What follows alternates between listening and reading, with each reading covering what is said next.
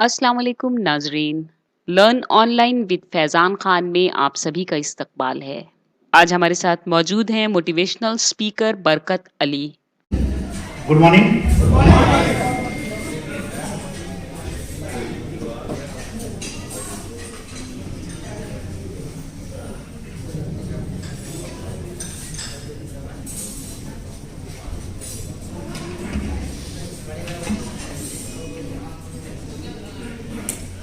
दोस्तों, क्या आप रेडी हैं?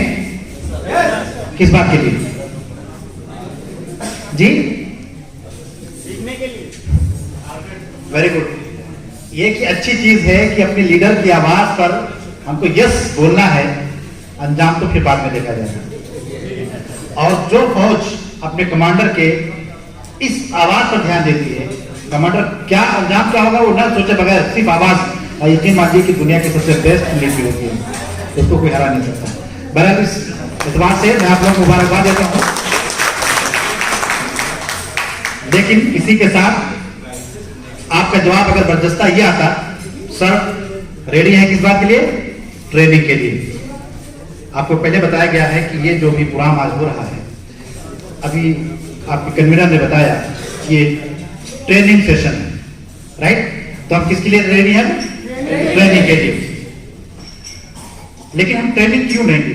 क्या जरूरत है? ये एक चीज है सोचने की, जानने की। हम ट्रेनिंग इसलिए लेंगे कि आंख में पानी रखो, होठों पे चिंगारी रखो।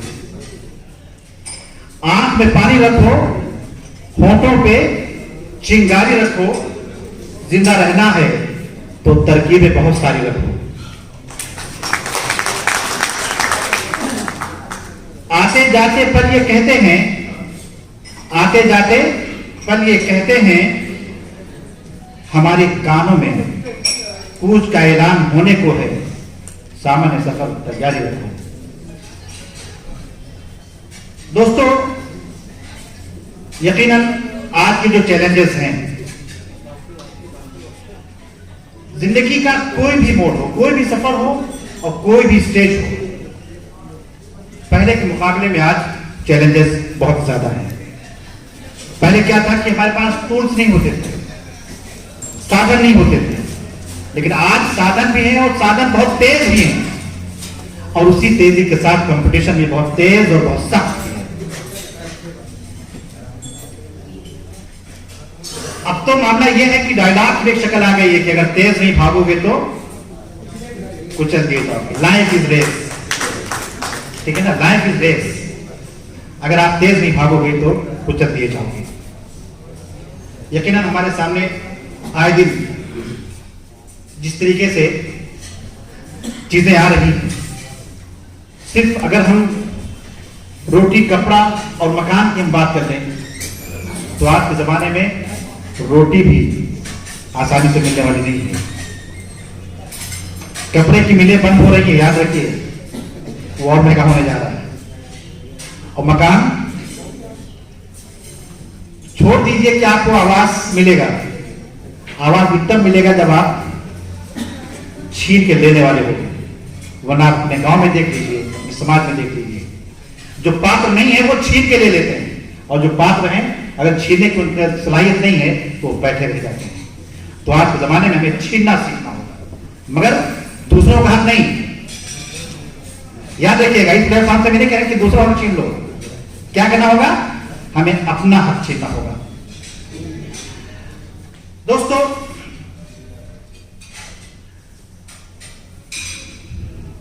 हम सब लोग जो यहां पर बैठे हुए हैं, इसमें से कुछ लोग बहुत पैसे वाले हैं, ज्यादातर लोग मिडिल क्लास के लोग हैं, कुछ वो लोग भी होंगे जो बहुत पुअर फैमिली से हैं। लेकिन इतनी बात मैं कह सकता हूं, यहां जितने लोग बैठे हैं सब भूखे हैं। क्या है? सब भूखे हैं। गलत तो नहीं कह रहा हूं ना? भूख किस चीज की है? पैसों की भूख है, एक अच्छे लाइफ स्टाइल की भूख है, अपने बच्चों को, अपने परिवार को एक सुखी जीवन देने की भूख है। जरूरतें हमारी बढ़ती जा रही है, उस एतबार से हमारी जो आमदनी है, इनकम वो कम होती जा रही है। उस इनकम को, उस आमदनी को बढ़ाने की भूख है कि नहीं? अरे बोलिए, भूख है कि नहीं आमदनी बढ़ाने की? अगर है तो फिर यह बात भी बताइए कि क्योंकि हमारे यहां पर कुछ उन लोगों की भी एक आध लोग नजर आ रहे हैं जिन्हें हम अपना सरपरस्त कह सकते हैं, ठीक है। हमने अपने समाज में एक चीज सुनी है, जब इस भूख की बात करो और अच्छे इनकम की बात करो, ज्यादा पैसा कमाने की बात करो, तो लोग कुछ डायलॉग मारते हैं बहुत उसके साथ, क्या दौड़ भाग इतना लगाए हुए, अरे मिलेगा उतने जितना किस्मत में है, क्या कह रहे हैं? डायलॉग सुना कि नहीं? कितने लोगों ने सुना है? हाथ उठाइएगा। सब लोगों ने सुना है, मिलेगा उतने जितना किस्मत में मिला हुआ है, लिखा हुआ है। और एक दूसरा और भी है डायलॉग, बहुत शानदार वो भी है, यार क्या करोगे इतना कमा करके, खाली हाथ आए तो खाली हाथ जाना है, ले कोई नहीं गया, क्या कह रहे? ये भी सुना कि नहीं आपने? कितने लोग इससे सहमत हैं? सब लोग सहमत है ना? लेकिन ये बताइए, ठीक, इसमें कोई दो राय नहीं है कि सब खाली हाथ आए थे और सबको खाली हाथ जाना है, लेकर के ना कोई गया है और ना कोई जाएगा, मगर सब खाली हाथ आने वाले आए और खाली हाथ चले भी गए। कितने लोगों के नाम याद है आपको? लेकिन इस दुनिया में सिकंदर भी आया, खाली हाथ ही आया और खाली हाथ गया भी, मगर सिकंदर को कितने लोग जानते हैं? बोलिए, तो सिकंदर बनो ना भाई। ये डायलॉग कब तक सुनोगे कि खाली हाथ आना खाली जाना, मगर सिकंदर बन के मरो ना। ऐसा कुछ करके जाओ कि दुनिया आपको याद रखे। आज आपके ट्रेनिंग सेशन इसीलिए जो दुनिया कह रही है, जो प्रचलित मुहावरे हैं, उस पर आपको नहीं उलझना है, बल्कि आपको दुनिया को कुछ देना है। आप खाली हाथ आए तो जरूर थे, मगर आप जाते जाते लोगों के हाथ भर जाए, लोगों की झोलियां आपके लिए भर जाए, ये आपको काम करना है। इसके लिए आपको ट्रेनिंग लेना है। तो जो पहला डायलॉग था, किताब मिलेगा उतने जितना किस्मत में लिखा हुआ है, लक है ना, भाग्य। तो ये बताइए, आप में से कितने वो लोग यहां पर बैठे हुए हैं जो इसी बात पर विश्वास रखते हैं कि साहब बस किस्मत से ज्यादा कुछ मिलने वाला नहीं और हमारी किस्मत में ऐसा ही है जैसे हम चल रहे हैं? बोले, कितने लोग इसे पाए नहीं? कुछ लोग डर के मैंने हाथ उठा रहे हैं कि बात हो जाएगी। हाँ, किस्मत से ज्यादा नहीं मिलने वाला साहब। आपको एक छोटा सा एक किस्सा सुनाता हूं।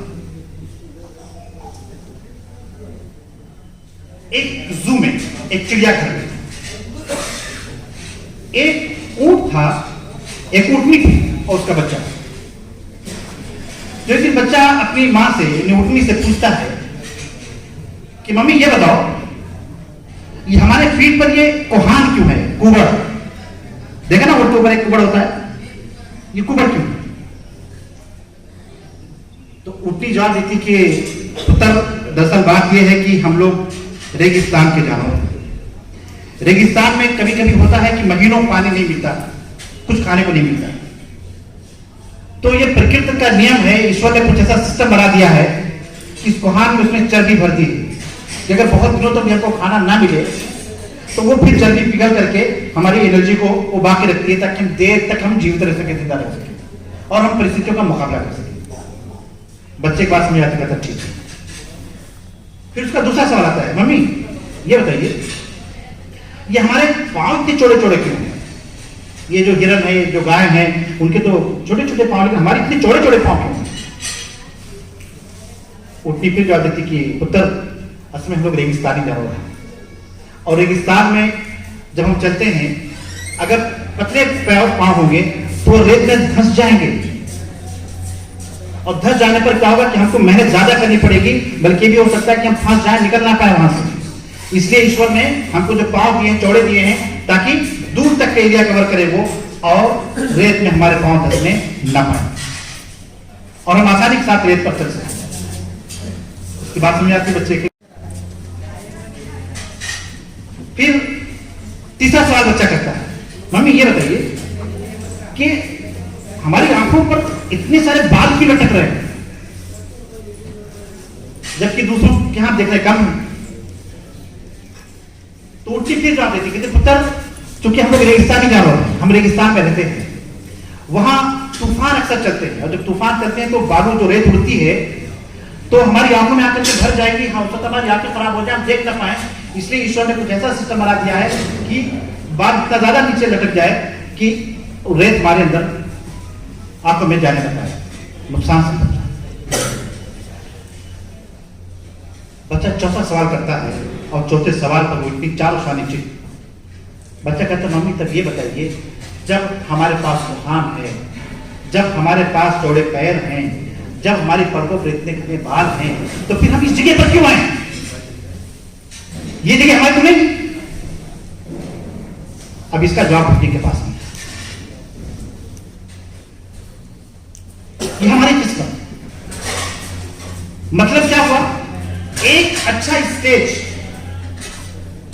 एक अच्छी जगह जहां पर आपके अपने सलाहियतों के अनुसार, आपके अपनी योग्यताओं के अनुसार आपको माहौल मिले, आपके अंदर जो क्षमता है उसके एतबार से उसमें आपको आगे बढ़ने का मौका मिले, आपको उस अंदाज से जीवन अपने जीने का मौका मिले जिस एतबार से आपके अंदर स्टेमिना मौजूद है। अगर ये चीज आपके पास मौजूद है तो आप यकीन मान लीजिए आप खुशकिस्मत हैं, तब आप लकी हैं।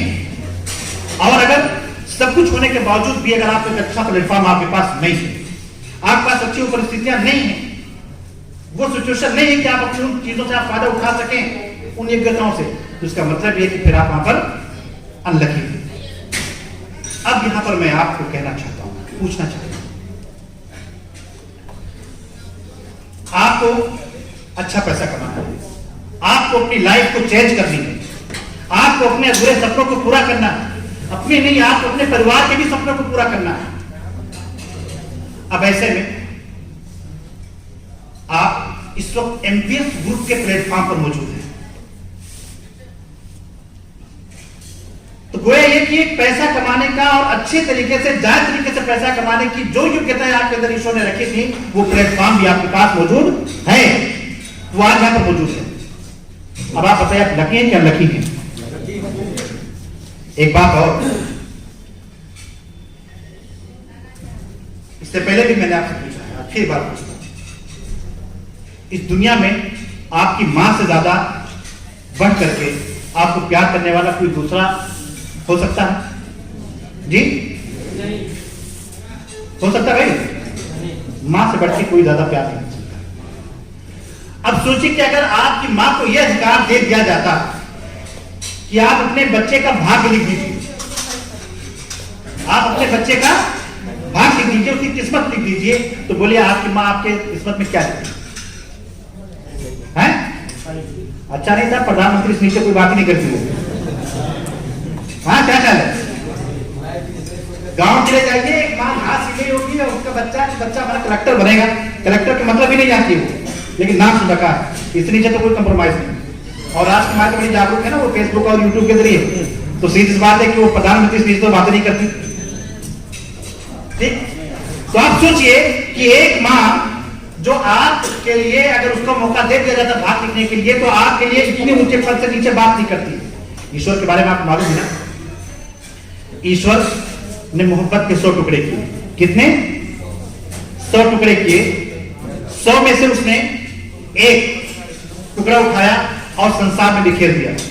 जब से ये संसार बना है और जब तक रहे, दुनिया जब से है और जब तक रहेगी, क़यामत परले आने तक, उस एक टुकड़े मोहब्बत का मामला यह है कि जितनी भी माएं हैं उनके दिलों में वही मोहब्बत का हिस्सा है।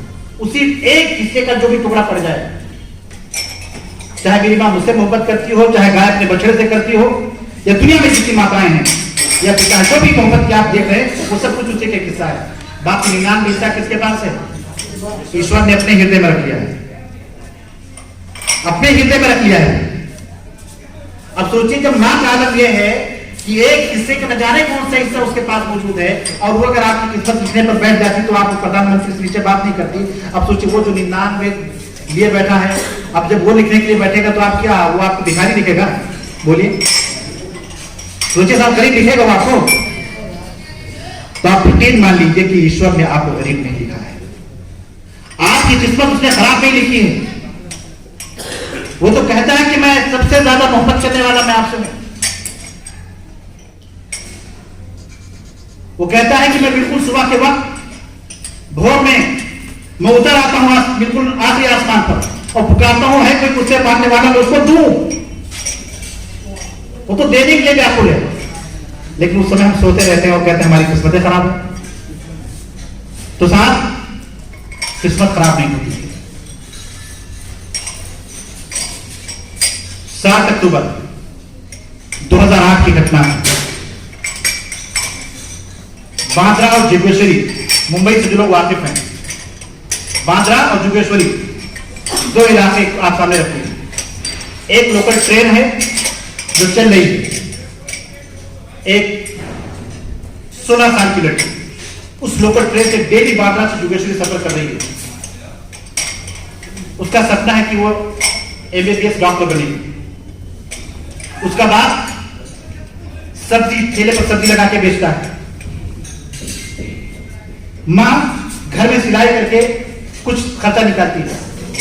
उसकी स्थिति का आप अंदाजा करिए क्या होगा ऐसे परिवार का। बाप ठेला लगा के सब्जी बेच रहा है, मां कपड़े सिलाई करके कुछ पैसे अर्न कर रही है, और बेटी का सपना है कि मैं एमबीबीएस डॉक्टर बनूंगी। इसके लिए वो डेली बांद्रा से जोगेश्वरी का सफर कर रही है। लेकिन 7 अक्टूबर 2008 का दिन, जब वो कॉलेज से वापस अपने घर लौट रही थी बांद्रा, रास्ते में जब वो बांद्रा स्टेशन से होता है कि लोकल ट्रेन की जो भीड़ होती है, तो पहले से लोग खिसकना शुरू हो जाते हैं ताकि वो उतर सकें। मुंबई की लोकल ट्रेन में कितने लोगों ने सफर किया है? तो आप लोग जानते उसका मजा क्या है ना? अगर तीसरे स्टेशन पे उतरना है और अगर 3 नंबर पहले से स्टार्ट ना कर देंगे तो हम 3 स्टेशन बाद पहुंच जाएंगे। वो लड़की भी सफर शुरू करती है और एक स्टेशन पहले बिफोर हो, लेकिन अचानक वो पटरियों पर आ जाती है। कुछ देर के बाद वो 12 डब्बों की वो पूरी ट्रेन गुजरती चली जाती है उस लड़की के दोनों पैरों के ऊपर से, और वो लड़की जो भी चंद मिनट पहले एमबीबीएस डॉक्टर का सपना लिए सफर कर रही थी, अपने दोनों टांगे गंवा बैठी। और आप जानते हैं ऐसे मौके पर तमाशा देखने वालों की भीड़ ज्यादा होती है, मदद करने वाले हाथ आगे नहीं बढ़ते। आधे घंटे तक उसकी ब्लीडिंग तेजी के साथ हो रही है, लेकिन उसकी कोई मदद नहीं कर रहा है। आधे घंटे के बाद रेलवे हेल्पलाइन आता है, वो लोग उसको उठाते हैं, ले जाकर सरकारी हॉस्पिटल में एडमिट करते हैं। मगर सरकारी हॉस्पिटल, खेरा सरकारी हॉस्पिटल, वहां भी मामला आखिरकार 2.5 घंटे के बाद जब उसके माँ बाप को पता चलता है, वो आते हैं, उसको ले जाके प्राइवेट हॉस्पिटल में डालते हैं, फिर उसका ट्रीटमेंट शुरू होता है। लेकिन तब तक उसके दोनों पांव कट चुके थे। एक पांव थाई से नीचे था और दूसरा नीचे से उसका कट चुका था, ये दोनों पांव। अब आप सोचिए, एक 16 साल की लड़की के लिए, 17 साल की लड़की के लिए क्या उसके सपने बाकी रह गए? उसकी कई जगहों पर चोटें आई थी, कई हड्डियां टूटी थी, लेकिन ये तो जो मेजर थे सामने,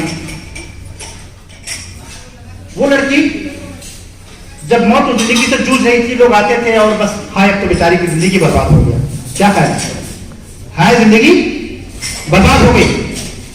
ये लोग हमदर्दी में जुमला बोल रहे होते, लेकिन जिसके लिए बोल रहे होते हैं उसके लिए मैं नहीं समझता कि हमदर्दी होती है, बल्कि उसकी रही गई हिम्मत को भी ये लोग खा जाते हैं। ये जिंदगी बर्बाद हो गई तो उसके अंदर तो हौसला तो वो भी धीरे धीरे खत्म होता जा रहा है।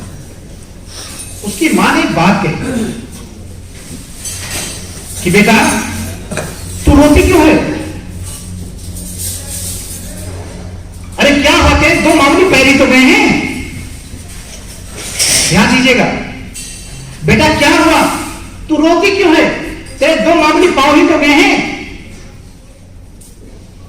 तेरा करोड़ों अरबों का दिमाग तो भी बाकी है ना, वरना तू ट्रेन से गिरी थी बेटा, तेरा दिमाग भी फट सकता था, तू कोमा में भी जा सकती थी, हो सकता है तुझे किसी ऐसी जगह चोट आती कि तू आगे अपनी याददाश्त खो देती, फिर तो तेरा जिस्म पूरा सलामत होगा, तभी तो बर्बाद हो जाती। लेकिन सोच तेरे दो मामले फैल गए। एमबीबीएस तुझे पास नहीं करना था, किसे करना था? इमाम से करना था। अभी अल्लाह ने तो तुझसे बहुत मामूली चीज छीनी, शायद उसके पास देने के लिए कुछ ज्यादा ही तेरे पास है, उसके पास है तेरे लिए। तो बेटी तो रो मत। उसकी मां का ये जुमला उस लड़की के जीवन में बिल्कुल एक नया मोड़ लग गया। उसको लगा कि वाकई मेरे पास तो सब कुछ है, एवरीथिंग। मेरे हाथ सलामत है, मेरी आंखें सलामत है, मेरे कान सलामत है, मेरा दिमाग सलामत है, मैं क्यों नहीं कर सकती? उसके बाद उसका ट्रीटमेंट होता है, लड़की सही होती है, नेक्स्ट से कोशिश करती है, और आज की डेट में डॉक्टर रोशन शेख, आप सर्च करिएगा गूगल पे, इस वक्त सिर्फ मुंबई नहीं बल्कि इंडिया के बड़े डॉक्टर में उसका एक नाम है, डॉक्टर। जब वो लड़की जब नीट का एग्जाम से जब क्वालिफाई किया, जब एडमिशन के लिए गई, तो नीट के रूल्स में से एक रूल ये भी है कि अगर आप 40% से ज्यादा अगर आप डैमेज है किसी एतबार से, विकलांग है, तो फिर आप नीट में एमबीबीएस आप नहीं पढ़ सकते। अब उस लड़की का मामला क्या था कि वो तो 70% से ज्यादा उसका मामला डैमेज, वो मतलब विकलांग उसमें मान रहे थे। वो लड़की हाईकोर्ट में गई, मुकदमा लड़ा, और बिला के जज के फैसला देना पड़ा कि लड़की के अंदर विल पावर है, इसमें विल पावर की ताकत है, पाँव नहीं, और इसको एमबीबीएस कराया जाए। और फिर इंडिया के टॉप मोस्ट कॉलेज में उसको दाखिला मिलता है, पढ़ती है, और आज आप डॉक्टर रोशन शेख नाम आप सर्च कर लीजिएगा और बांद्रा जुगेश्वरी का याद कीजिएगा। अब हम में से आप में से कितने लोग बांद्रा जुगेश्वरी का सफर हमने भी किया है? वो लड़की जिसको लोग कहते कि इसकी किस्मत खराब हो गई, यकीनन वो आम लड़की हो सकती थी, मगर किस्मत लिखना आपके हाथ में है, अपनी तकदीर बनाना आपके हाथ में है। ऊपर वाला तो बिल्कुल दया और रहम का भंडार बैठा हुआ है, वो तो कहता तुम मांगो मैं दूंगा, लेकिन मांगो धलक के साथ, मांगो ईमानदारी के साथ, मांगो कठिन परिश्रम के साथ, मांगो मेहनत के साथ, मांगो जुझारू बन करके, और फिर देखो क्या नहीं जाता है। Everything is possible in this world. Impossible अपने आप ही में आई एम पॉसिबल है। अब तोड़िए इम्पॉसिबल को, आई एम पॉसिबल, मैं मुमकिन हूं, इम्पॉसिबल खुद कहता है। तो दोस्तों आप याद रखिए, आज की तरक्की की राह में खुद आपकी अपनी सोच ही है, ना तो ईश्वर है और ना ही आपका भाग्य, ना तो किस्मत है। एक फैक्ट्री में सुबह सुबह जब लोग पहुंचते हैं तो पता चला कि फैक्ट्री के गेट पर लिखा हुआ है कि आज एक शख्स का देहांत हो गया, एक शख्स का देहांत हो गया, इसलिए आज काम नहीं। तो बात सोचिए, अगर किसी भी फैक्ट्री हो या ऑफिस हो, अगर ऑफिस के किसी कर्मचारी की डेथ हो जाए तो हर आदमी थोड़ी के तो यार छुट्टी मिली मौज करते हैं, ऐसा आप कोई सोचेगा नहीं ना। तो कह कौन भाई कैसे क्या हुआ? तो जब वहां लिखा हुआ था कि एक आदमी की डेथ हो गई इसलिए आज काम नहीं होगा, तो जो कर्मचारी थे तो सीधे पहुंचे उसके पास, जो गेटकीपर था, भैया किसका देहांत हो गया? तो उसने कहा साहब अब क्या बताऊं, आप बुरा ना माने लेकिन उसका हो गया जो सबसे ज्यादा आपको बुरा चाहता था, दिन भर आपके पीछे पड़ा रहता, आपकी टांग खींचता रहता था, वो चाहता था कि आप बर्बाद हो जाओ, वो आपकी तरक्की देख नहीं सकता था, भैया बस वही है। अब सोचिए और झटका लगा, यह कौन है जो हमारा बुरा चाहता, किसी कंपनी में काम जा नहीं पाया? अरे दिखाओ कौन है? भैया वो हाल में है, जाके आप देख लीजिए, उसकी लाश भी रखी हुई है। ऐसे तकरीबन हर कर्मचारी आता और ये मरा हुआ गेटकीपर से पूछता, कौन उत्तर दे कहता था, अरे क्या बताओ, बस वही जो चाहता कि आप आगे ना बढ़ पाए और हमेशा आपके पीछे पड़ा रहता था, आपकी टांग खींचने की कोशिश करता था। अब जब हाल में पहुंचे उसकी लाश देखने के लिए, ताबूत लगा हुआ, चादर ढकी हुई है, अभी की इसकी शक्ल देखें जब चादर उठा करके जब उसकी शक्ल देखे तो जानते नीचे क्या रखा था? आईना रखा था, दर्पण रखा था, शीशा रखा था। अब शीश देखे तो शीशे में किसका क्या लग रहा है? किसका लग रहा है भाई? इसका मतलब क्या हुआ कि आप अपनी तरक्की के पीछे आप खुद सबसे बड़े रुकावट हैं। आप अगर चाहने कि मुझे आगे बढ़ना है, आप अगर चाहने कि आपको जो कुछ पाना है जो आप सोच रहे हैं, तो कोई आपका रास्ता रोकने वाला नहीं है। सबसे ज्यादा हम पहले निगेटिव होते हैं अपने किसी काम के बारे में। शुरुआत तो निगेटिव से करते हैं, फिर किस से करते हैं, फिर अच्छा स्टेज नहीं ढूंढते हैं। स्टेज मिल जाए तो उसके बाद में हम उसके पॉलिसी और प्लानिंग को सही से समझते नहीं। हम फिर अपना दिमाग लगाते कि हम ऐसा करेंगे वैसा करेंगे। एक कंपनी जो एक चीज तय करती है, लाखों करोड़ों का ब्रेन खर्च करके उस पर ध्यान देने के बजाय खुद वही पुरानी चीज हर सुबह शुरू कैसे होती है ना। देखिए एक मिसाल और हो, यहां ज्यादातर लोग शादीशुदा दिख रहे हैं, क्या कहते हैं? एक फैक्ट है, शादीशुदा लोग भी और जो शादीशुदा नहीं उनके लिए भी मान लेंगे। सुबह उठते हैं और सुबह उठते ही अगर आपकी श्रीमती जी मुस्कुराकर आपको नमस्कार करें, प्रणाम करें, बेहतरीन तरीके से आपका नाश्ता दें, आपकी हर जरूरत का ख्याल करें, ऑफिस के लिए आपको तैयार करें, और जब आप निकलने लगे तो गेट लगा करके एक मुस्कुराहट के साथ बाय बाय करेंगे। अब आप सोचिए ऑफिस में आपका मन कितना अच्छा लगेगा, पूरा दिन एकदम आपका मगन रहेगा, एकदम खुश रहेंगे आप, लगेगा पावर आपकी दुगनी हो चुकी, मेहनत से आप काम करके जरा भी थकान महसूस नहीं करेंगे। एक दूसरा कैरेक्टर है, सुबह उठते हैं, श्रीमती उठते ही 4 बातें सुनाती हैं। नाश्ते के लिए